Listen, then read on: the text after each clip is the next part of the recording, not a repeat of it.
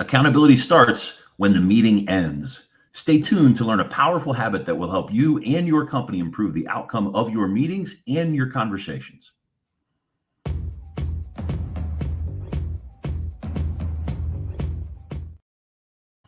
Hi, I'm Dale Fallon, and welcome to Live at the Gym, where we work out our communication muscles so we can improve the quality of our conversations. Before we meet today's special guest, Heather Dravick, let's talk about meetings and accountability. Did you know that 37% of employees believe that their organization's meetings cost most significant cost is unnecessary meetings? And just 2 hours of pointless meetings per week gobbles up $541 billion worth of resources per year. Ouch. Does this sound like your organization? Well, today we're going to focus on a simple communication habit that you can implement right away that will help you. The last 30 seconds of your meetings and conversations are the most important. This is the time to make sure that the time you just spent is invested and is well spent going forward. This is the time to position yourself for accountability and progress. We use a tool called the 3 W's. It stands for who is doing what by when. And when you practice the 3 W's and you build the habit of clarifying the next steps for everyone involved, and ensuring your ability to have an effective accounting when the time comes to check on progress. Today, we're going to practice with our very own operations and curriculum manager, Heather Dravick. Hi, Heather. Hi. Heather is an integral part of the Communication Gym team. She has more than 20 years of experience in education and language acquisition, and she shares those skills with all of us every day. Now, she's agreed to come from behind the scenes and to go on camera today to talk about this particular skill because it's kind of her thing. It's a big part of her role. And if you've been a guest here on Live at the Gym before, you've worked with Heather to make sure that her role is to keep everything going. So, Heather, welcome to the other side. Thanks for bringing me into this, Dale. You're welcome. I can tell you're excited. Tell us a little bit about yourself, kind of your background and what brought you here to the Communication Gym. Well, my background is 100% education and, well, let's say 50% education, 50% French. So if you've seen me anywhere else in life, it was probably speaking or teaching French. Dale and I have known each other forever, and Dale presented me an opportunity that I was excited to take on and try something new. So here I am working on communication in a whole nother way. Yep. And you've been a tremendous asset to us, Heather, and everything that you bring to the table is valuable, and especially the differences between you and I, our approach and our style. And I thought this was a good one for you to come in on, specifically talking about the 3 W's, because you help us stay focused and make sure that we get on task and on target. So I guess before we jump into our exercise, anything specific that you've learned since you've come to the Communication Gym, or any difference, what have you found interesting? Oh, Dale, that's a big question. Everybody, he didn't warn me of this question. Anything specific is how much the classroom translates to everyday life is something I never knew. Living in a classroom for over 20 years, life is a giant classroom. And I think that this opportunity or this experience has opened my eyes to that everything you learned in kindergarten really is true. Yeah. You've said that a couple of times with some different situations that we've been in, and I think you're 100% right. Keep it simple. Yeah. So let's keep it simple with the 3 W's. One of the things that we've talked about and you've been good at implementing, really good, is to make sure that as we go and we wrap up a meeting, we ensure that we know who is doing what by when. And sometimes that can be a challenge a little bit. Yeah. It can be a challenge. It's a simple idea, certainly. And let's translate it back to the classroom where we've all been at some point. It's the homework, right? This is your assignment moving forward.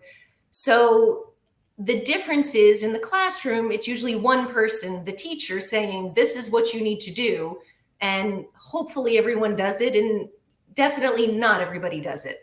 In the workplace, the expectation, I believe, is that everybody's going to do their part, or the team should be doing their part.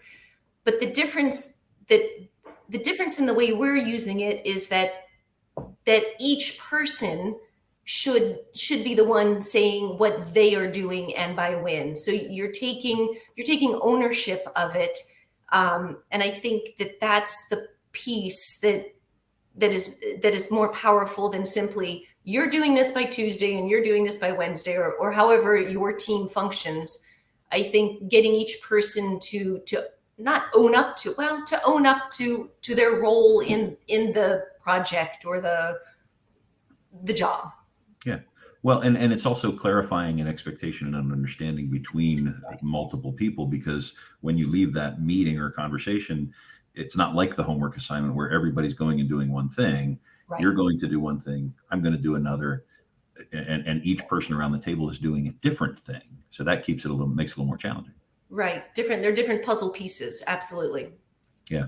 Well, and sharing them out loud with this tool helps the person who's responsible, the project manager or the leader of the organization or the operations manager, understand that all of the puzzle pieces are coming together to form the picture, to form the completed picture, and make sure that we've got nice next steps, because there are also a lot of codependencies. There are things that you're working on that depend on things that I'm working on. Correct. And that gives everybody a more global view of the picture, if you will. Well, this person is doing this part of the painting. This person's doing this part, and it keeps gives your team a little cohesiveness. You're working to a shared goal. Yeah, and it's interesting in sometimes the challenge to get to that end game of who's doing what by when takes a little bit of time, but the act of doing it helps an awful lot to make sure that those things happen in a timely fashion and we can execute better. Right. Well, we're a little ahead of schedule. I think it might be, well, hold on, not time for a workout yet. We want to talk about the key to ensuring high quality 3W statements, right? The key, one of the main keys, is to use an acronym that has been around forever. It's SMART. To make sure that those statements are succinct and clear, you want them to be specific, measurable, achievable, relevant, and time bound. So they should fit into that category. And when we do our exercise today, we're going to practice making sure that our statements are specific, measurable, achievable, relevant, and time bound. So I think with that lead in, we're probably ready to put our sweat.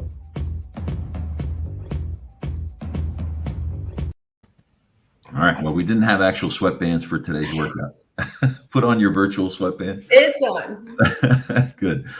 So for today's exercise, we'd like to use a game basically that is focusing on making good 3W statements. Who is doing what by when? There can be an awful lot of ambiguity when you make a statement, and we want to put something out there and have you tear it apart a little bit. We'll go back and forth maybe, but I'm gonna make a statement about a simple task that I'm going to do for you. Let's assume that you're having a party, and I'm responsible to go get a few of the items for the party, and that party is next Friday, and I'll put a statement out there, and your job is going to be to pick holes about it, to pick holes in it, see if you can find where the gaps can be, because this is a real issue in organization where people make a statement about expectations and there's ambiguity in that statement. Some of the color's wrong, the timing is wrong, the delivery is wrong, and the expectations are wrong. So let's have a little bit of fun with that.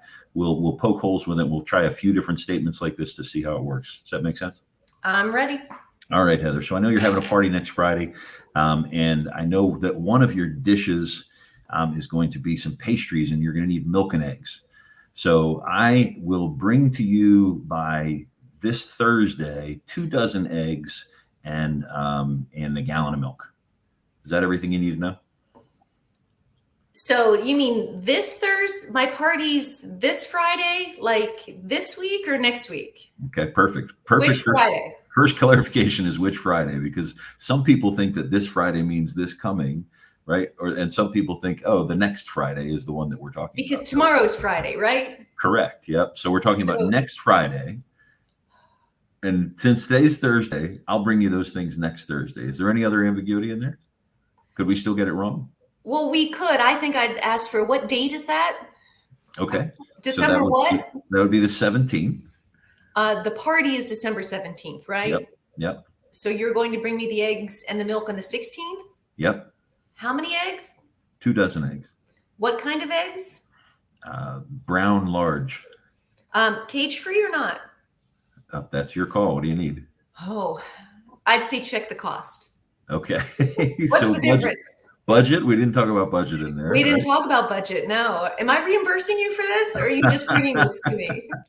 And that's going to make a difference on what size eggs we get and all those other good things. Correct. Okay. So we've got a total of a $10 budget, and you're paying for it. Oh, and I need 2 dozen eggs and 1 gallon of milk? Yep. What kind of milk? I don't know. What do you need to make what you need for Friday? I'm pretty sure I'm going to need whole milk. Okay. But I've got $10. Yep. I need to make some decisions about if my milk's going to be organic or if my eggs are going to be cage-free brown organic. I don't think I can do all that for $10. I agree. I think you're going to have to make some changes there. Do I need to decide that right now? Is that part of the exercise? So let me make it. Not The Price is Right. I'll make the statement again, and let's see if I can dial it in even more. Okay. So next Thursday at 3:00, Heather, I will deliver to your house 2 dozen brown large cage-free eggs and 1 gallon of whole milk, which I will pay for, and you'll reimburse me the $10 budget. And what time did you say you were going to deliver this? 3 p.m. on Thursday. 3 p.m. to my home address. Correct. I think that sounds pretty good. Pretty good. Yeah. So do you disagree? No, I think we're pretty close. Yeah, we've got most of the details ironed out there. All right. And the exercise shows how much ambiguity there was in the first statement. I can't tell you how many meetings I've been where somebody would make the analogous first statement there. Well, okay, I'll get the 2 dozen eggs and milk by Thursday. And all of a sudden you've got 2 dozen white eggs that aren't cage free that are delivered today, and they're bad by the time next Thursday goes. And it happens all the time. It happens every day in an organization where there isn't clarity of those real specific things. And I've just had so many clients talk to me about the accountability culture. They want people to be accountable. And accountability starts when the meeting ends. It starts with that little interaction that we had just about all of those variables that could go wrong. And I've got a responsibility to be clear, and you have a responsibility to make sure that we're clear as we go through that. And that can be a tough exercise. We've experienced that, right? Right. But we also know that when we do it right, then we're happy with the outcome. Yeah. Then things move the way we want them to move, and things get done well. Yeah. Which is efficient. Yeah. And much fewer miscommunications. Right. And the downstream effect of miscommunication is hurt feelings, upset. There's a lot of emotional undercurrent that goes on when we have those miscommunications. So it helps. An accountability culture isn't just about getting things done efficiently. It's about trying to get better at effectively communicating so that we are on that same page, because the successful outcome is the goal. Right. Correct. Excellent. Well, how did you like your first time in front of camera? My first time. I think it's my only time in front of the camera. It is my debut, if we want to say in French, but we'll see. I might be behind the camera forever now. We'll see. Right, well, let's check the viewership. Let's check it out and see how it works out. Well, thank you, Heather. I appreciate it. I want to invite everyone else to join us here on Thursdays on LinkedIn for more communication workouts. And please don't forget to practice. Don't practice until you get it right. Practice until you can't get it wrong. You can grab your complimentary playbook page in the comments section below to be sure, and be sure to subscribe to our YouTube channel and our blog. We've got a new one coming out today for more communication practice tips. Thank you so much, Heather, for being here, and to our audience for joining us for this week's workout. And we'll see you at the gym. Thanks, Dale.